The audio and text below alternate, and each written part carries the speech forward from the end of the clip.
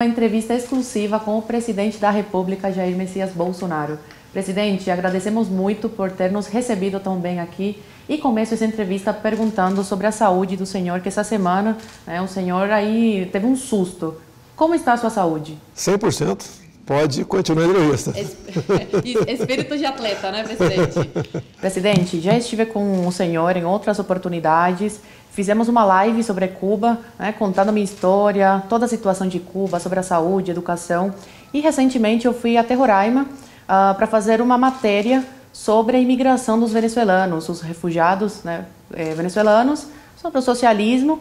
E me impressionou muito como o governo federal está dando todo o apoio a esses imigrantes que estão fugindo do regime do Nicolás Maduro. E o Exército está dando um suporte muito grande. Eu queria que o senhor contasse como está sendo essa experiência de receber essas pessoas que estão fugindo de regimes totalitários. Porque o Brasil foi governado aí durante 14 anos pela quadrilha do PT, que financiava ditaduras como a de Cuba, como a de Venezuela. E o senhor cortou esse círculo e está fazendo todo o contrário. Em vez de financiar essas ditaduras, o senhor está acolhendo os que sofrem com elas. E tem muita gente que não enxerga isso. Acha que não pode acontecer com o Brasil. A gente espera que não tenhamos que fazer operações acolhidas em outras regiões do Brasil, porque, na verdade, está vendo que a onda vermelha está crescendo no Brasil. Primeiro Chaves, ele chegou em 19, ou melhor, em 99, criticando o regime cubano, elogiando os Estados Unidos, e chegou com uma esperança realmente de dias melhores para a riquíssima Venezuela. Eu acho que é um dos países que tem a maior reserva de petróleo do mundo e riquíssimo em minerais também. Com o passar do tempo, ele realmente mudou completamente a sua posição. Até eu sou criticado no passado, que elogiei quando ele chegou, sim, elogiei, em 99. E foi se agravando as questões lá na Venezuela, porque a nova ditadura não é de uma hora para outra, não é descer de Serra Maestra e tomar o poder. Ele vem aos poucos, vai tirando pedaço da sua liberdade, aqui, acolá. Quando você vê, você está até a cintura na areia movediça, não tem como sair mais. Eu acho que o Brasil ainda corre esse risco, não é descartado, mas você vai então volta para a Venezuela.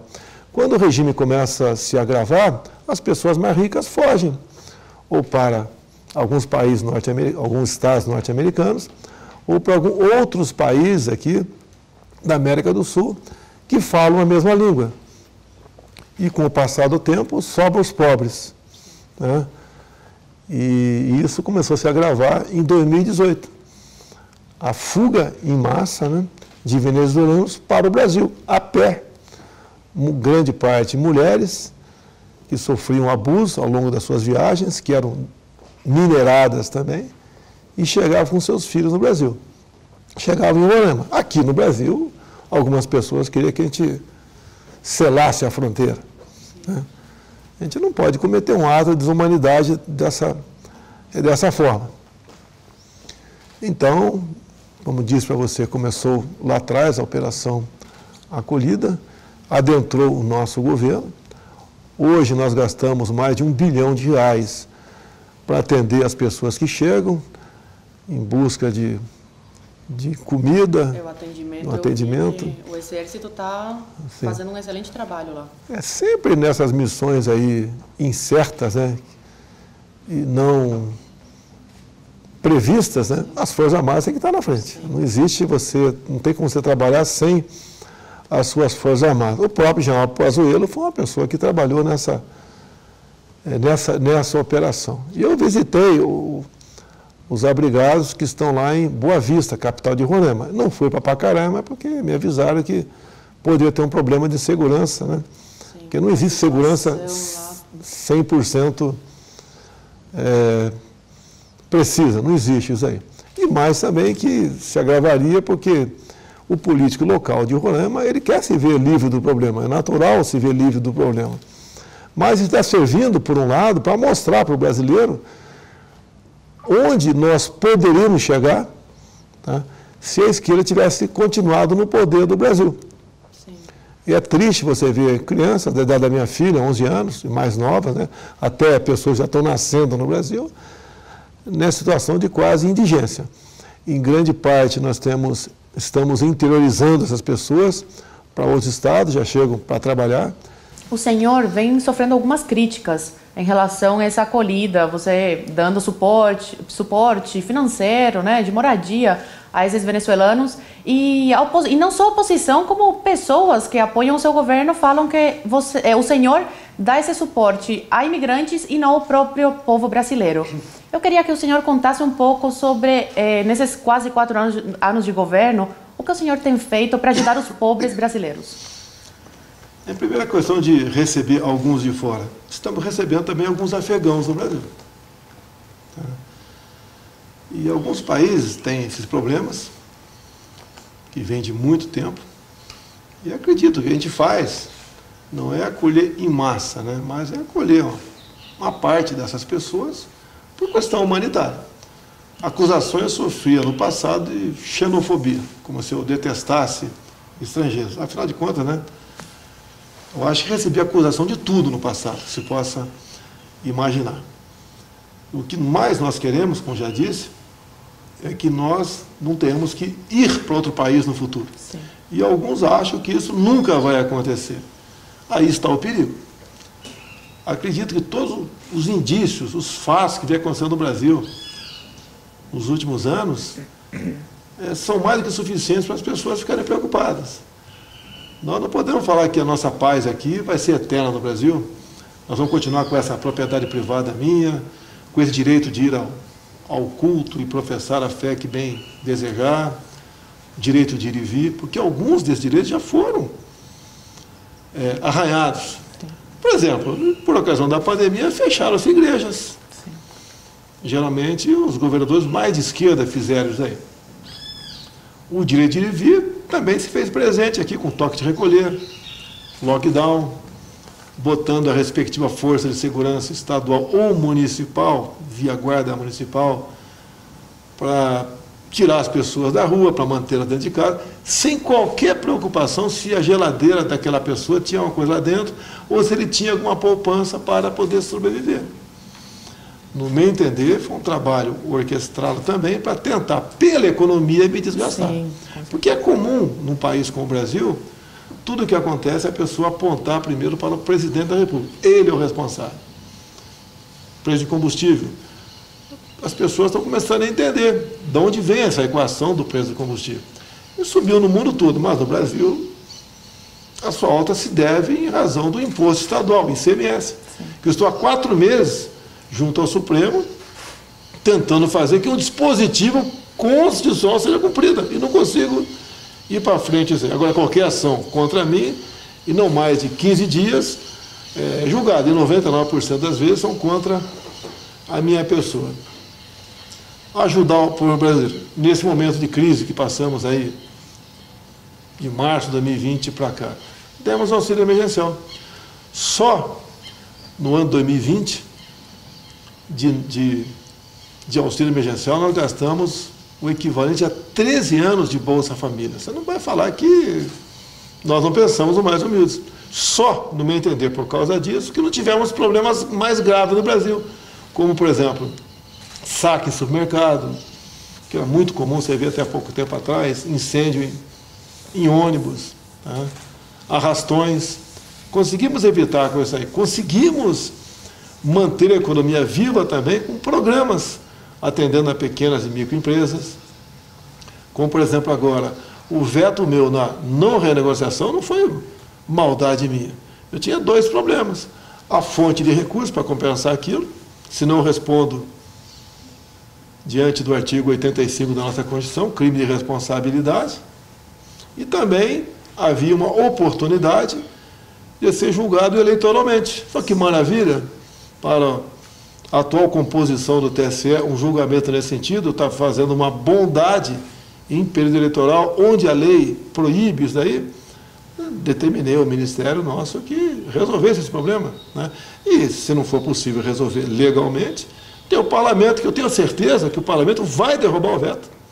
Assim como aconteceu há pouco tempo aqui, uma questão que envolvia religião no Brasil, tributar ou não templos, recursos que entram e saem do Brasil. No meu entender, a Constituição era clara, né? Mas fizemos uma lei para regulamentar isso aí, partiu do parlamento brasileiro, eu fui obrigado a vetar e falei no mesmo dia, se eu fosse deputado, votaria para derrubar o meu veto. É a regra do jogo, eu não posso me expor. Eu acredito que eu sou uma pessoa mais importante do Brasil no momento. Se tivesse no meu lugar um petista, eu acho que esse Brasil já era uma Venezuela. Sim. Porque o que governadores petistas fizeram nos seus respectivos estados foi algo de assombrar, como Bahia, por exemplo, né? E outros estados de esquerda também, o Ceará, entre tantos outros dos 9 que nós temos por aí. Então nós fizemos sim para atender a nossa população. Há poucos meses se mostrou uma imagem aqui no Brasil de umas pessoas pobres pegando ossos em caminhão e acusaram a mim. Olha o governo Bolsonaro, a imprensa acusou, e a esquerda, obviamente. Mas não fala que problemas estamos vivendo em função da pandemia. O Brasil é um país que menos sofreu na questão da economia perante o mundo. E logo na frente, quando nós nos preparávamos para majorar o programa chamado Bolsa Família, o Supremo Tribunal Federal falou que eu tinha que pagar uma dívida de 90 bilhões de reais, que vinha desde Fernando Henrique Cardoso, passou Lula, passou Dilma, passou Temer, para eu pagar de uma vez só, dentro do teto. Ou seja, eu não poderia majorar o Bolsa Família, que pagava em média R$190. Eu precisava renegociar os precatórios de 90 bilhões de reais. Fizemos com o parlamento, consultamos também gente do TCU, um trabalho muito difícil, e a esquerda, PT, PCdoB, PSOL, Novo também, contrário. Sim. Porque eles viam essa uma maneira de, ao manter o povo na miséria, ajudaria eles a voltar ao poder em 2022. Conseguimos, com a maioria dos parlamentares, aprovar e passamos de média 192 do Bolsa Família. O que é média? Tinha gente que ganhava R$50, 60, outros ganhavam 300, 400. Sim. De média 192, passamos para, no mínimo, R$400. Uma tremenda animação social. Tá? Estamos e começamos a pagar já em dezembro a primeira parcela disso aí, com recursos que sobraram do orçamento. É igual a questão da Bahia. As chuvas começaram, na verdade, no final de novembro, já atingindo algumas cidades de forma bastante violenta. Começo de dezembro se avolumaram, dia 12 eu sobrevoei a Bahia. Sim. Fui lá. E foi criticado, não? Sim, a imprensa toda bateu em mim, que era o governador do PT da Bahia também, bateu, que fui fazer campanha, fui muito bem recebido quando desci lá no município. Né? Realmente eu fico assustado da maneira positiva como o povo me trata, um local pobre, né? Muito bem tratado, fui muito criticado pela imprensa, pelo governador, mas de imediato, o que nós fizemos de imediato?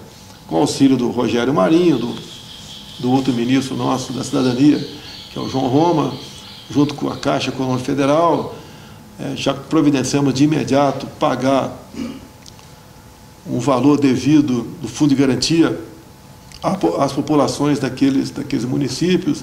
As Forças Armadas sempre estão na vanguarda desse processo.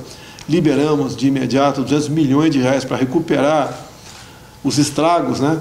Não só no sul da Bahia, como no norte de Minas e alguns poucos outros estados, mas a grande maioria desse recurso foi para lá. Liberamos mais 700 milhões de reais para obras sociais, basicamente cesta básica, alimentação, a saúde esteve presente, ou seja, o governo todo presente. Já tivemos dia de ter 4 ministros lá. E daí, como eu resolvi tirar 9 dias de férias, né, pegando depois do Natal, começo do Ano Novo, fui criticado por estar de férias, mas estava com 4 ministros lá trabalhando incessantemente nessa coisa. Fui criticado. E teve também a fake news sobre a Argentina, que todos os veículos de comunicação divulgaram que o senhor recusou ajuda, mas não divulgaram por quê, né? O motivo. A ajuda foram 10 pessoas, né? Eu agradeço. Porque o governo brasileiro tinha que bancar, Eu né? não oferecia isso para o país nenhum no mundo. Eu não ia oferecer para o Paraguai, Bolívia, Argentina, qualquer país do mundo numa situação crítica, oferecer 10 pessoas para trabalhar lá. E para fazer o quê? Não eram especialistas em nada, eram basicamente técnicos de almoxarife, né, em separar doações e encaminhá-las para o local que deveria ser encaminhado. E seria muito mais caro para a gente. Primeiro tinha que negociar quem ia trazê-los para cá. Você imaginou um avião da Força Aérea indo buscar lá. E depois o local que iam ficar. Diferentemente do nosso pessoal, que se adapta mais facilmente na região. Agora, o fake news é que não falta para a gente o tempo todo. Quando você fala, por exemplo, o governo conservador, sempre foi assim. De respeitar a família, a religião, etc. Tenho uma formação familiar boa, tenho um passado de 15 anos de exército brasileiro e tenho 28 anos de parlamento, onde não reviraram a minha vida, não acharam nada. Até porque, no meu tempo, as emendas eram diferentes de hoje em dia. Hoje as emendas parlamentares são obrigatórias, são impositivas. Sim. A gente é obrigado a executar aquela emenda. A própria ministra Damares executa certas emendas, né, que tem a ver com minorias, que é criticada pelo nosso pessoal de direita, mas ela é obrigada a executar as emendas. Naquele tempo lá atrás, as emendas foram liberadas se você votasse com o governo. Então quase tudo passava. Não tinha atraso para você, por exemplo, ao indicar um ministro para o Supremo, levar aí 4 meses para ser decidido isso daí. E lá atrás também, o que acontecia? Né? As emendas, uma vez liberadas, tinham problemas lá na ponta da linha. Então, as minhas emendas, pelo menos 90%, eram para as Forças Armadas.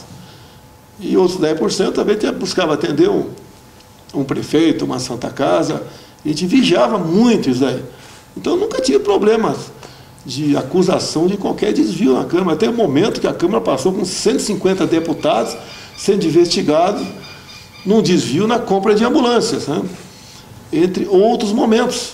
A Câmara sempre vivia com esses problemas. Então, da minha parte, eu não tinha problema nenhum. Passei 28 anos sem contrair nenhuma frieira dentro da Câmara, vamos assim dizer, né? Presidente, e vamos falar de 2022. Quais são as projeções? O senhor foi um pouco criticado pela sua ida ao PL, por apoiadores e, lógico, pela oposição. O que você fala para essas pessoas? Como, né, justifica a ida ao PL? Porque é um partido centrão. É a mesma coisa que aquele cara fala que quer ter um filho, né? Eu quero ser papai. Ou a mulher fala, quero ser mamãe. Tem que arranjar uma mulher no primeiro, o segundo tem que arranjar um homem. Tá? Eu, para conseguir disputar a eleição, eu tenho que ter um partido. Se fosse para o PP, ia ser criticado. Para o PTB seria, para qualquer partido seria criticado. É a mesma coisa que o cara fala, o Centrão.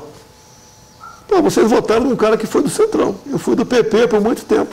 Fui do PTB, fui do então PFL. Agora, não quer dizer que todo mundo que está lá seja pessoas que merecem ser rejeitadas pela sociedade. Alguns lá realmente não servem. Como a maioria que está na esquerda não presta. Tá? E para aprovar qualquer coisa no Congresso, eu tenho que ter 308 votos para aprovar uma emenda à Constituição. Eu quero que eu tire o pessoal do centro, né? Que centrão é um nome pejorativo. E procure do outro lado o quê? O PSOL, o PCdoB, o PT, a Rede, o Novo. Eu vou ter voto.